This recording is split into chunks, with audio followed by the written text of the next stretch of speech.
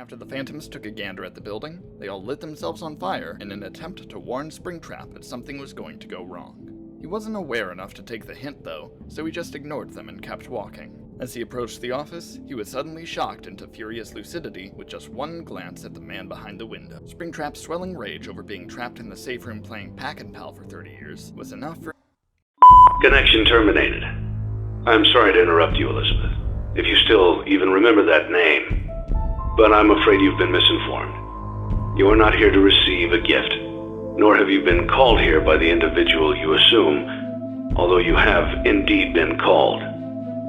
You have all been called here, into a labyrinth of sounds and smells, misdirection and misfortune. A labyrinth with no exit, a maze with no prize.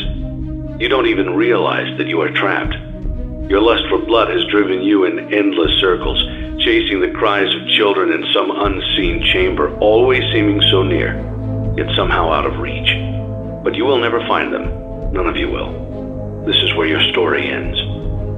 And to you, my brave volunteer, who somehow found this job listing not intended for you. Although there was a way out planned for you, I have a feeling that's not what you want. I have a feeling that you are right where you want to be. I am remaining as well. I am nearby.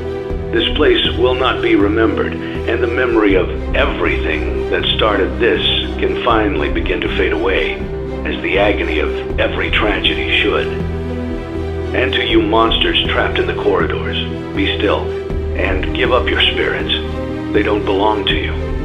For most of you, I believe there is peace, and perhaps more, waiting for you after the smoke clears. Although for one of you, the darkest pit of hell has opened to swallow you whole. So don't keep the devil waiting, friend. My daughter, if you can hear me, I knew you would return as well. It's in your nature to protect the innocent. I'm sorry that on that day, the day you were shut out and left to die, no one was there to lift you up into their arms, the way you lifted others into yours. And then, what became of you? I should have known you wouldn't be content to disappear. Not my daughter. I couldn't save you then, so let me save you now. It's time to rest, for you, and for those you have carried in your arms. This ends, for all of us, in communication. And also, one last thing for you, William Afton. Kill yourself, you stupid.